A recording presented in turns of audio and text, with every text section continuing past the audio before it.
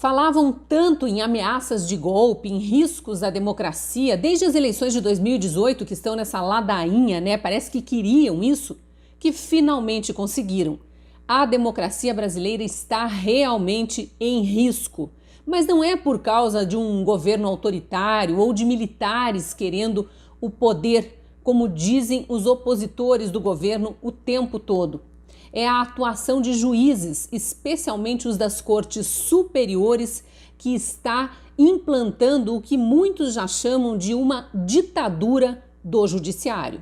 Eu sou a Cristina Grêmio, colunista da Gazeta do Povo, e nesse vídeo vou explicar como ministros do STF e do TSE, o Tribunal Superior Eleitoral, estão ferindo um dos princípios mais basilares de toda a democracia, que é a independência entre os poderes, e estão desrespeitando a Constituição Federal. Juízes que querem legislar e governar sem nunca terem disputado uma eleição e querem também fazer o trabalho de investigadores de polícia ou do Ministério Público, coisa que não lhes compete. Acham-se no direito de investigar e acusar, além de julgar, condenar e mandar prender, que são mesmo as funções de um juiz.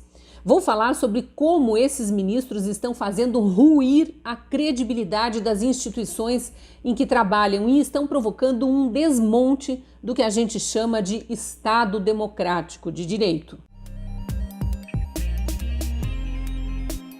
Em vez de começar pelo caso mais recente, o anúncio de que estavam apresentando uma notícia-crime e abrindo um inquérito, função que não é deles, contra o presidente da República, por supostamente cometer um crime que nem existe no nosso Código Penal, o de espalhar fake news, eu vou trazer uma cronologia do que andou acontecendo no STF nos últimos anos. É para a gente relembrar mesmo, porque o que eu vou apresentar aqui não tem nada de novo, mas com o passar do tempo a memória vai se apagando e isso não é bom. Prepare-se para uma lista de decisões, especialmente do STF, que criaram insegurança jurídica, algo que fragiliza o Brasil, prejudica o acesso dos investidores estrangeiros à nossa economia, prejudica a própria economia brasileira, amedronta e revolta a população e ameaça a nossa democracia. A primeira decisão antidemocrática, importante de lembrar, foi aquela do ministro Ricardo Lewandowski, do STF, no dia do julgamento do impeachment da ex-presidente Dilma em 2016. Lembra? A Constituição manda que governantes apontados por crimes de responsabilidade, como foi o caso da Dilma, percam o mandato e percam também os direitos políticos por 8 anos. Mas o Lewandowski, na condição de quem presidia aquela sessão do impeachment, aceitou o pedido de senadores petistas e do então presidente do Senado, Renan Calheiros, para fatiar o julgamento e assim permitiu uma manobra. Os senadores aprovaram o impeachment, mas mantiveram os direitos políticos dela. Pela Constituição, a ex-presidente afastada deveria ter ficado impedida de concorrer a qualquer cargo político até 2024, mas ela já se candidatou nas eleições seguintes graças à manobra comandada pelo ministro Lewandowski no dia do julgamento do impeachment. Quem se responsabilizou por dar a punição correta, por, digamos assim, caçar os direitos políticos dela, foram os eleitores de Minas Gerais, estado onde ela concorreu a uma vaga de senadora, mas não conseguiu se eleger. Depois disso, os ministros cometeram vários outros desrespeitos à lei penal e à Constituição ao julgar recursos de réus da Operação Lava Jato, como foi aquele caso do ex-presidente do Banco do Brasil e da Petrobras, Aldemir Bendini, que foi solto, mandaram soltar apenas porque ele na fase do processo tinha sido ouvido antes de outros réus que acabaram se tornando delatores. Os advogados do Aldemir Bendini deram uma volta jurídica para dizer que aquilo tinha sido uma enorme injustiça e convenceram os ministros do STF a criar uma nova regra que não existia no Código Penal, que é essa história de que réus delatores nunca podem ser os últimos a falar. E fizeram essa regra ser aplicada retroativamente, anularam a sentença correta dada pelo então ministro Sérgio Moro com base no que existia, rigorosamente no que existia no Código Penal, anularam a sentença e fizeram o processo voltar a estaca zero com o réu solto. Aí teve aquela história de mandar soltar milhares de presos porque mudaram a interpretação da Constituição e disseram que criminosos condenados, mesmo que em segunda instância, podiam ficar soltos até que todos os recursos fossem julgados pela justiça, ainda que fosse impossível recorrer quanto à sentença de culpa. E aqui não era um desrespeito à Constituição necessariamente, foi uma nova interpretação em relação à interpretação que tinha sido feita alguns anos antes. Lembra sobre aquele artigo do trânsito em julgado, que o trânsito em julgado, o fim de todo o processo é que é o limite para que alguém possa ser preso. A gente sabe exatamente por que mudaram essa interpretação. Foi para beneficiar o ex-presidente Lula, que acabou sendo solto, junto com vários outros presos da Lava Jato, e traficantes, homicidas, estupradores, pedófilos e criminosos de todo tipo, que já estavam condenados e não tinham mais qualquer chance de reversão da sentença de culpa. Apenas ficar postergando o processo com recursos que questionam filigranas jurídicas. Várias outras decisões do STF foram jogando o país num mar de insegurança jurídica, mas alguns episódios agravaram a situação. A abertura daqueles inquéritos dos atos antidemocráticos e das fake news, a prisão de ativistas políticos conservadores e até de um jornalista sem acusação formal, e a prisão de um deputado federal, Daniel Silveira, por crime de opinião, desrespeitando a imunidade parlamentar que está prevista na Constituição. Olha a ironia, ato antidemocrático é ir para a rua desarmado, numa manifestação pacífica, sem bandeiras de partidos ou de políticos. Já os protestos de terroristas carregando facas, pedras, álcool para atear fogo em patrimônio público ou até privado são passeatas consideradas democráticas, respeitadas pela corte apenas porque se opõem ao governo, coisa que juízes não deveriam fazer, mas também fazem. Mas o absurdo e que realmente balança a democracia é que juízes estejam usurpando funções de outros órgãos públicos, como a polícia e o Ministério Público. Eles não podem abrir inquéritos, não têm a tarefa de fazer investigação de crimes, isso é tarefa dos policiais e dos promotores ou procuradores. Se for um crime contra a administração pública federal, cabe à Procuradoria-Geral da República abrir a investigação, o inquérito e apurar se houve aquele crime realmente, chamar pessoas para serem ouvidas e angariar provas, ir atrás de indícios que confirmem aquele ato ilícito. Veja só o que aconteceu. Em relação aos atos antidemocráticos e às fake news, ao inquérito das fake news, a Procuradoria da República pediu para o STF encerrar a investigação, mas não foi atendida. Os ministros Dias Toffoli e Alexandre de Moraes acharam por bem abrir os chamados inquéritos de ofício, única exceção em que o judiciário pode investigar crimes, mas não conforme o previsto na Constituição, e sim numa regra, num conjunto de regras ali que é o regimento interno do próprio STF. Só que nesse caso, o crime tem que ter sido cometido contra ministros ou funcionários do tribunal e dentro do prédio do próprio tribunal. E nesses dois inquéritos, o das fake news e dos atos antidemocráticos, primeiro que não há crime e muito menos a localização dentro das dependências do STF. Como eu disse antes, fake news nem é crime tipificado pelo Código Penal. Os ministros inventaram que crimes como os de ameaça, injúria, calúnia e difamação, que são cometidos pela internet e dos quais eles dizem ser vítimas, são fake news. E disseram também que, como eles ocorrem no ambiente virtual, que eles, ministros, acessam de dentro do STF, esses crimes poderiam ser considerados como se cometidos nas dependências do tribunal. É como se o mundo inteiro, todo mundo que acessa a internet, estivesse sob a jurisdição dos 11 ministros do Supremo. Ou seja, mais uma vez inventaram uma regra que não existe no nosso ordenamento jurídico, que não existe. O povo que engula, respeite e cale-se. Muita gente foi perseguida, veículos de imprensa foram censurados, pessoas e empresas tiveram a vida vasculhada, bens apreendidos, teve gente até presa, como eu disse.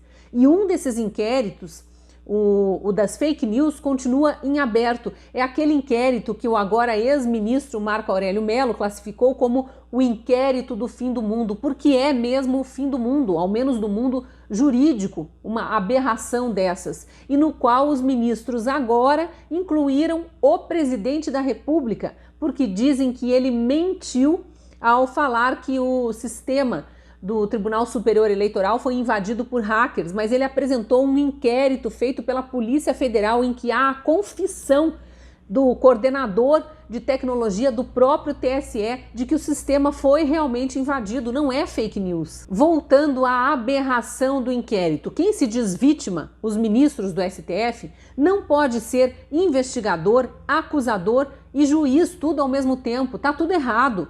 Depois de mais de 2 anos, já ficou claro para todo mundo que esse inquérito só existe para intimidar e coagir pessoas. É ou não é antidemocrático isso? Na sequência, fizeram várias manobras, um contorcionismo mesmo para tornar o ex-presidente Lula elegível. Ele que já estava solto por aquela outra manobra que eu citei, mas continuava sendo um condenado, um ficha suja inelegível. Não conseguiram inocentar porque há fartas provas nos processos e elas são irrefutáveis, tanto que foram analisadas por mais de 10 juízes em 3 instâncias e nenhum deles anulou a sentença. Pelo contrário, aumentaram as penas. Mesmo sem conseguir inocentar, o STF anulou a condenação, as condenações, né? E assim abriu as portas para que Lula voltasse a ser ficha limpa e pudesse de novo se candidatar a cargo público e para que saísse por aí espalhando a fake news de que foi inocentado. Não foi. Só uma observação, essa fake news do Lula e da militância de esquerda de que ele foi inocentado não foi incluída no inquérito das fake news, porque não atinge os ministros, né? Mas atinge todo o sistema eleitoral brasileiro, fere a democracia, derruba a credibilidade nas nossas instituições, no judiciário. Mas para todos esses males, os ministros fecham os olhos. No passado recente, quando a Dilma era presidente e o Lula ainda um suspeito de cometer crimes que estavam sendo investigados, ele atentou contra a reputação de ministros do STF, dizendo que a Suprema Corte era totalmente acovardada. Mas isso os ministros não acharam que era fake news. Não abriram inquérito, não investigaram nada, não decretaram busca e apreensão nos celulares e computadores do ex-presidente Lula para vasculhar com quem ele andava conversando ou o que ele dizia. Não fizeram nada. Passou. É importante lembrar como anularam as condenações do ex-presidente Lula. Foi mais uma manobra jurídica. Decidiram que os processos da Lava Jato envolvendo Lula não poderiam ter sido julgados em Curitiba porque este não era o foro adequado. Mas o engraçado é que só viram isso com anos de atraso, depois de terem julgado inúmeros recursos impetrados pelos advogados do próprio Lula ou de outros réus da mesma investigação. Nunca acharam que as condenações vinham de foro que não era adequado. Com mais essa decisão, os processos de Lula tiveram que ser reiniciados em Brasília. E como tudo voltou a estaca zero, um homem condenado a mais de 20 anos de prisão ganhou o aval para se candidatar a presidente da República. É compreensível que o homem comum, o cidadão que trabalha, que paga impostos, que sustenta a máquina pública, que vai para a rua pedir por mais liberdade, por respeito à Constituição, que vai manifestar sua vontade, pedir transparência no sistema eleitoral, esteja hoje indignado com o que vem acontecendo no STF, com as manobras que vão sendo feitas para permitir que pessoas condenadas por corrupção e lavagem de dinheiro possam até se candidatar para, quem sabe, assumir o poder. As pessoas já estavam preocupadas com as ameaças ao Estado democrático de direito e à ditadura vinda do Poder Judiciário. E aí chegamos ao momento atual, onde a gente está vendo ministros do STF e do TSE agindo politicamente, o que é proibido. a gente já sabia que não se respeitava muito a Constituição.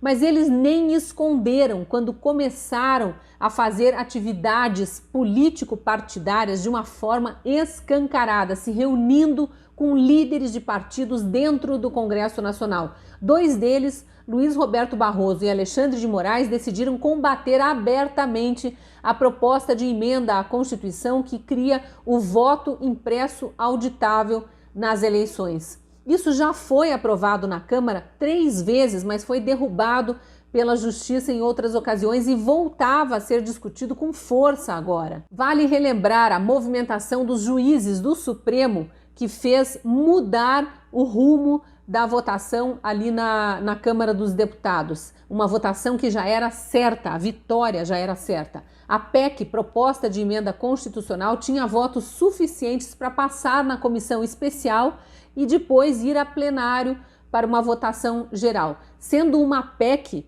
aprovada no Legislativo, ela não poderia ser depois derrubada pela Justiça. Para isso não acontecer, o Barroso, que também preside o TSE, Tribunal Superior Eleitoral, gravou vídeos garantindo que as urnas eletrônicas são seguras, que os votos são auditáveis e que as preocupações dos eleitores são infundadas.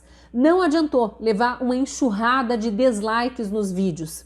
Ele fingiu não ouvir a população, não entender o recado que estava sendo dado, fingiu não saber que a população em massa quer ver a aprovação dessa PEC, chegou a gravar vídeos em inglês, francês e espanhol para convencer até eleitores de outros países de que as nossas urnas são seguras. Depois ele e o ministro Alexandre de Moraes praticaram um ativismo político ainda mais explícito, se reuniram com 11 líderes partidários. Nós, o povo, que somos os verdadeiros donos do poder, que deveríamos ser respeitados, não ficamos sabendo o que foi discutido nessa reunião, mas o fato é que depois desse encontro, os líderes partidários que tinham se reunido com eles substituíram os deputados na comissão especial, aqueles deputados que iam votar a favor do voto impresso auditável, e colocaram no lugar deles outros deputados que se comprometeram a votar contra o projeto. Engraçadinhos, né? Pensaram que a gente não ia perceber. E foi a partir dali que começou uma guerra para tentar derrubar a pauta que tem apoio popular, tanto que centenas de milhares de pessoas foram para a rua no dia 1º de agosto apenas para defender isso, o voto impresso auditável. Bem, os ministros do STF decidiram pressionar contra e exigir, deram um prazo para que o presidente da República apresentasse provas de que o sistema eleitoral brasileiro não é seguro. E o presidente Bolsonaro respeitou a ordem judicial, respeitou conforme diz a Constituição e fez isso, apresentou provas. Numa live junto com o ministro da Justiça, Anderson Torres, ele mostrou vários indícios de possíveis fraudes nas eleições de 2014 e 2018. É bom lembrar que quando o presidente Bolsonaro era deputado, ele foi o autor da proposta de se implantar uma impressora acoplada à urna eletrônica para que o eleitor pudesse ver ali logo depois de digitar os números dos candidatos o nome que saía impresso, para conferir se era mesmo aquele o candidato em que tinha votado e só então apertar o confirma e permitir que aquele voto físico caísse numa urna para uma possível auditagem, uma possível conferência depois em caso de dúvida. Isso porque desde as eleições de 2014 havia muitas denúncias de profissionais de análise de sistemas e processamento de dados apontando coisas estranhas que aconteciam com as urnas. O PSDB chegou a contratar uma empresa de auditagem que concluiu que era impossível fazer auditagem nas urnas eletrônicas. Além dessa live, com uma série de indícios de possível manipulação do resultado das eleições, o presidente e o relator da PEC do voto auditável, o deputado Felipe Barros, deram uma entrevista revelando parte de um inquérito feito pela Polícia Federal para investigar uma invasão hacker no sistema do Tribunal Superior Eleitoral. Esse hacker ficou 6 meses acessando o código-fonte que dá acesso às urnas eletrônicas sem que ninguém descobrisse.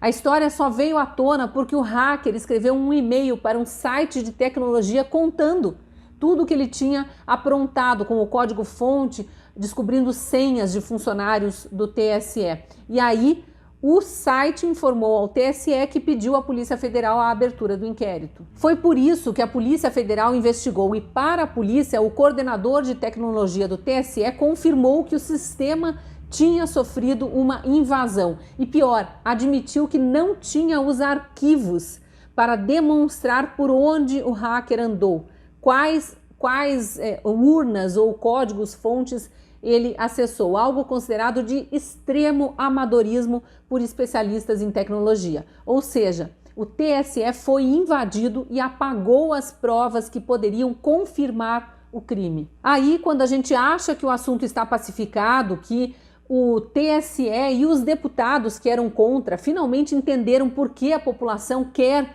o voto impresso auditável, quer ter urnas mais transparentes, um sistema mais confiável, o STF e o TSE fazem o quê?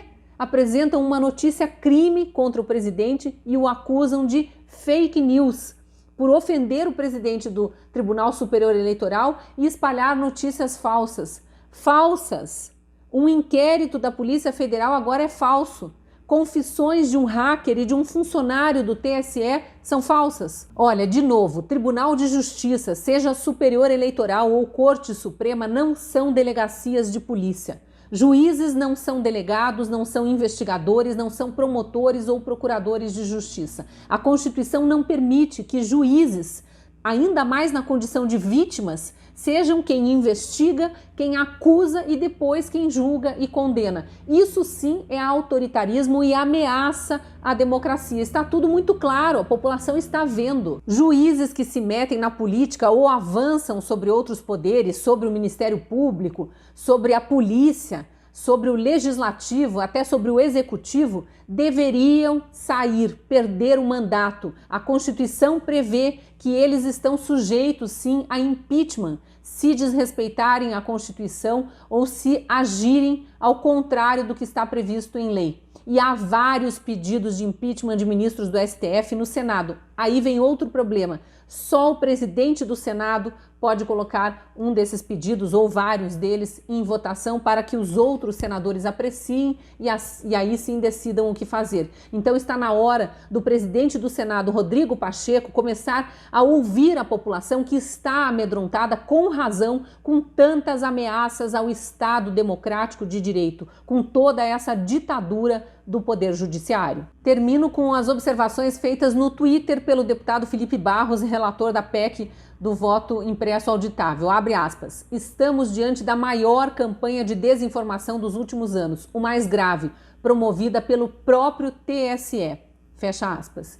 E tem também um resumo perfeito feito pelo comentarista de política Adriles Jorge também no Twitter. Abre aspas para ele. Barroso disse que Bolsonaro atropela a democracia e o processa por mentir que urnas são violáveis. Inquérito da polícia prova que urnas são violáveis. Quem deve pagar por ter mentido e atropelado a democracia depois que a mentira de Barroso veio à tona? Fecha aspas. E ele continua o raciocínio, abre aspas de novo. Soltaram o maior corrupto do país para ser candidato, cercearam poderes do presidente, calaram, prenderam pessoas sem processo. Agora querem prender e tirar o presidente do poder porque ele falou em eleições limpas. O golpe está dado, só finge não ver quem dele participa. Sejamos claros. A Justiça Eleitoral, comandada pelo STF, através de um inquérito ilegal e imoral, parece orquestrar um golpe preventivo contra um golpe imaginário do presidente. O Poder Judiciário não pode atropelar 58 milhões de votos. A democracia corre risco. Fecha aspas. Pesado, né? Mas necessário debatermos isso. Eu gostaria de saber o que você está achando de tudo o que vem acontecendo no Judiciário e também com os outros poderes, especialmente nessa questão das eleições mais limpas e mais transparentes. Deixa aí seu comentário, se gostou do vídeo, curta e compartilhe para que ele chegue a mais gente. E se você não é assinante da Gazeta do Povo, eu te convido a apontar a câmera do celular para esse código que aparece na tela e ali ter acesso a uma promoção. Sendo nosso assinante, você ajuda a manter vivo um jornalismo único no Brasil, que luta pela democracia, pelas liberdades, pelo Estado Democrático de Direito. Te espero lá na Gazeta.